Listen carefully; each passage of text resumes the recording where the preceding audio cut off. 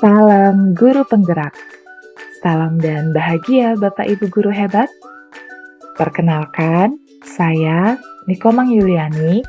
Saya merupakan calon guru penggerak Angkatan 11 Kabupaten Jemberana. Pada kesempatan kali ini, saya akan membawakan ruang kolaborasi modul 2.3 tentang coaching untuk supervisi akademik.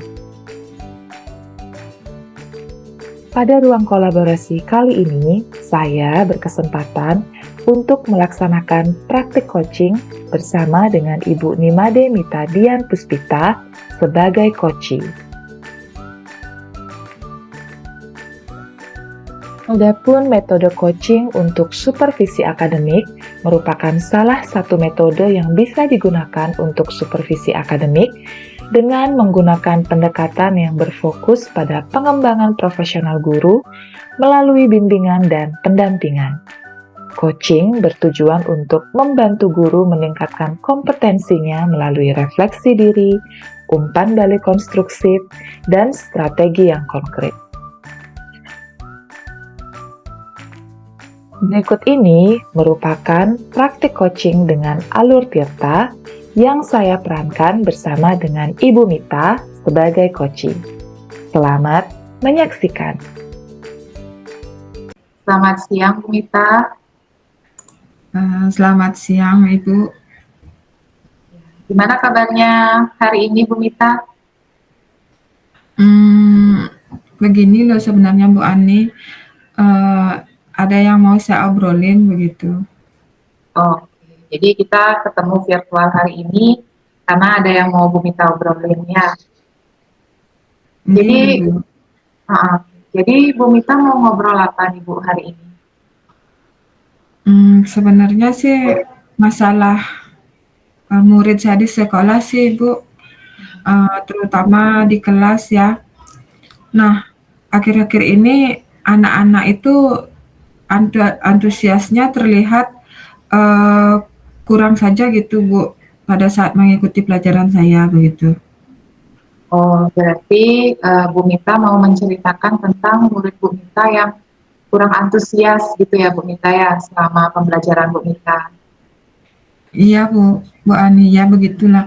Nah, kondisi yang seperti itulah membuat mereka itu tidak bersemangat dalam belajar begitu. Lebih diam, terus di pembelajaran di kelas itu kayaknya mereka bosan begitu. Jadi menghadapi murid yang diam, murid yang bosan dan kurang antusias ya dengan pembelajarannya Bu Mita ya. Nah, kira-kira dari percakapan kita hari ini Bu Mita, apa sih yang ingin Bu Mita dapatkan? Saya itu ingin membuat suasana belajar yang nyaman aja Bu Ani dan menyenangkan bagi murid saya, begitu aja sih. Jadi Bu Mita ingin menciptakan pembelajaran yang menyenangkan ya bagi muridnya Bu Mita. Nah, Bu Mita, kalau misalnya kita lihat nih dari segi antusiasme murid Bu Mita di kelas, kalau misalnya dari skala 1 sampai 10 nih, Bu Mita bisa nggak memberikan penilaian kira-kira? Kalau melihat kondisi seperti ini ya Bu ya, kayaknya berada di level 5 sih Bu Ani. Di level 5 ya. Berarti seperti ada di tengah-tengah ya Bu Mita ya. Oke. Kalau kedepannya Bu Mita itu ingin meningkatkan sampai ke level berapa Bu Mita? Kira-kira kalau di level 8 aja mungkin Bu sudah cukup ya Bu ya. Di level 8. Sampai di level 8. Baik Bu Mita. Nah, untuk menciptakan supaya anak-anak itu bisa ada sampai di level tersebut, kira-kira ada nggak nih hambatan yang sekiranya bisa mencegah atau mengganggu Bu Mita untuk mencapai level tersebut? Kalau hambatan sih pasti ada sih Bu, tapi pada dasarnya kan kita itu harus memotivasi anak-anak begitu agar bisa lebih semangat selama pembelajaran, terus memunculkan motivasi ini juga, saya harus, usahakan dulu begitu biar anak-anak itu menanamkan dalam dirinya, kalau mereka itu harus memiliki semangat belajar yang tinggi begitu, Bu. Oke, berarti menurut Bu Mita mungkin hambatannya itu adalah motivasi dari anak-anaknya ya Bu ya. Mhm Jadi mhm. motivasi intrinsik dari murid-muridnya Bu Mita yang masih perlu ditingkatkan lagi. Seperti itu ya Bu Mhm. Mita ya. Iya Oke. iya, Bu. Kemudian kalau sudah seperti itu, kira-kira apa nih yang bisa Bu Mita lakukan agar nanti murid-murid Bu Mita itu bisa sampai di level yang Bu Mita inginkan, tadi ada di level 8? Kalau saya sih nanti maunya mengubah metode mengajar sih, Bu Ani. Hmm. Jadi metode mengajarnya akan dirubah. Seperti apa mungkin Bu Mita metode pembelajaran yang Bu Mita Mmm, rencanakan? Nanti saya bisa menggunakan sumber belajar yang beragam, Bu, dengan media ajar yang beragam, yang lebih menarik, yang lebih bervariasi, atau yang lebih kekinian. Terus nanti saya akan lakukan juga ice breaking begitu. Oke, ya, menarik sekali ya Bu Mita ya. Jadi Bu Mita sudah terpikirkan banyak cara untuk mengatasi masalah ini. Jadi tadi ada Mhm ice breaking, kemudian pemilihan media ajar yang lebih bervariasi, seperti itu ya Bu Mita ya.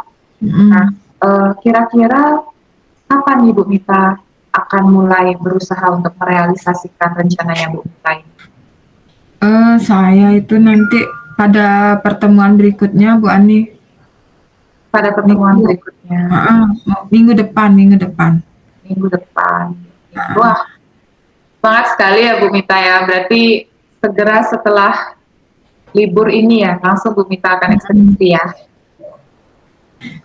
Inggih, Bu, ya sementara saya evaluasi aja nanti, Bu, dalam 2 minggu ke depan. Terus nanti secara bertahap saya lihat apakah ada peningkatan dari antusiasme anak begitu, menuju level yang saya inginkan gitu, Bu. Oh, ya. Berarti untuk jangka waktunya ini Bu Mita rencanakan akan dilakukan evaluasi dalam 2 minggu ke depan ya Bu Mita ya. Mhm mhm. Kemudian mungkin dari upaya-upaya yang Bu Mita lakukan itu, Mhm. kira-kira apa sih yang Bu Mita akan jadikan ukuran keberhasilan dari rencana-rencana yang akan Bu Mita lakukan? Mmm, Kalau itu saya sih harapannya setidaknya anak-anak itu mampu menunjukkan antusiasnya saat mengikuti pembelajaran saya sih, Bu Ani. Nah, misalnya itu anak-anak lebih bersemangat saat belajar, kemudian mau berpartisipasi aktif saat diskusi, dan mau memberikan respon dan umpan balik selama kegiatan pembelajaran. Mungkin itu aja, Bu. Oh gitu ya, oke. Berarti Bu Mita sudah menentukan nih ukuran keberhasilannya Bu Mita ya, dari Mhm, antusiasmenya anak-anak, seperti itu ya Bu ya, mhm. Iya, keaktifannya selama di kelas. Wah, mhm, bagus sekali ya Bu Mita, menarik. Jadi saya nggak sabar nih 2 minggu ke depan mendengarkan lagi ceritanya Bu Mita, bagaimana sih hasil setelah dilakukan perubahan mhm, dari metode mengajar yang Bu Mita lakukan. mhm. Terima kasih ya Bu Mita atas antusiasmenya Bu Mita. Jadi nanti kita Mhm, sama-sama ya lihat perubahan dari murid-murid Bu Mita itu seperti apa nanti di kelas. mhm, Nah, Bu Mita, mhm. kira-kira apa nih yang sudah Bu Mita dapatkan dari obrolan kita tadi, Bu Mita? Apa yang Ibu Mita rasakan sekarang setelah kita ngobrol-ngobrol kayak gini? Nah, gini Bu Ani, awalnya sih saya merasa bingung sih harus bagaimana mengatasi masalah ini begitu, dan merasa stres juga menghadapi situasi ini. Tetapi setelah ngobrol dengan Ibu, saya menemukan pencerahan dan solusi untuk permasalahan saya tersebut. Baik, terima kasih ya Bu Mita ya. Jadi semoga harapan kita bersama kan kegiatan ini berjalan lancar, kemudian Mhm, sesuai harapan ya Bu Mita ya. mhm, Terima kasih juga nih Bu Mita sudah mau menghubungi saya untuk berbagi cerita tentang permasalahan yang Bu Mita alami. Saya tunggu ya Bu Mita ya cerita Bu Mita selanjutnya. bagaimana sih perubahan yang terjadi sama anak-anak setelah Bu Mita melakukan perubahan dari metode mengajar. Nggih. Terima kasih Bu Ani sudah mau mendengarkan Ya. dan Oke, sama-sama ya Bu Mita ya. Mungkin ada lagi Bu Mita yang mau dibahas? sudah Ibu, sudah. Ya, cukup. Kalau sudah, kita akhiri pertemuan virtual kita ya Bu Mita ya. Silakan nanti dilanjutkan kembali aktivitasnya Bu Mita. Selamat siang Ibu. Selamat siang Bu Ani. Refleksi diri coaching. Pada refleksi diri kali ini, saya akan menjawab 4 pertanyaan sebagai bahan refleksi saya ketika melaksanakan teknik coaching. Yang pertama, apa yang sudah berjalan dengan baik selama percakapan? Yang sudah berjalan baik selama percakapan adalah secara umum, kegiatan coaching sudah berjalan dengan baik. Bahasa yang digunakan sudah baik dan sopan. Setiap tahapan alur tirta sudah dilakukan, percakapan hangat dan mengalir apa adanya, coach terbuka mengungkapkan permasalahan yang dihadapi, dan coach sudah dapat hadir penuh dalam kegiatan coaching yang dilaksanakan.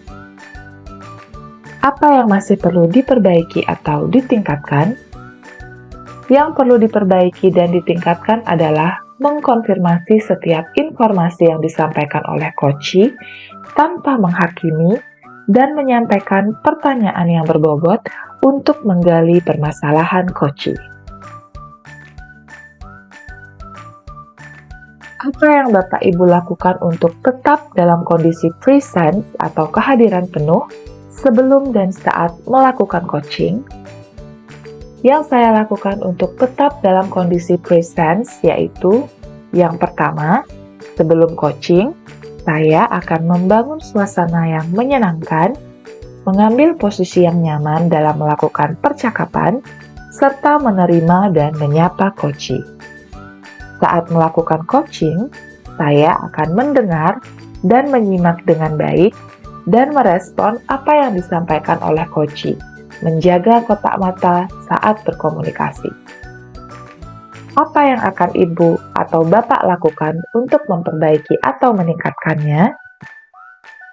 Yang akan saya lakukan untuk memperbaiki atau meningkatkannya adalah belajar secara kontinu untuk menerapkan alur tirta, untuk memahami permasalahan dan membangun hubungan yang baik dengan coach, sehingga dapat memberikan pertanyaan-pertanyaan yang berbobot, pertanyaan yang terbuka, sehingga coach dapat menemukan solusi atas situasi yang dihadapi. Selanjutnya adalah umpan balik dari coach. Dengan pertanyaan, apa yang Anda rasakan pada saat di coaching? Jawaban dari coach adalah, coach awalnya merasa bingung dengan permasalahan yang dihadapi, serta merasa stres dengan permasalahan ini.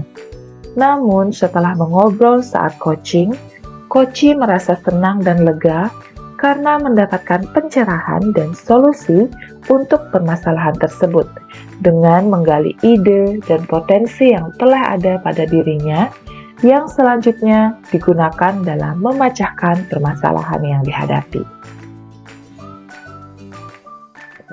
Sekian yang dapat saya sampaikan pada tugas ruang kolaborasi modul 2.3 ini. Salam guru penggerak, guru bergerak, Indonesia maju. Terima kasih.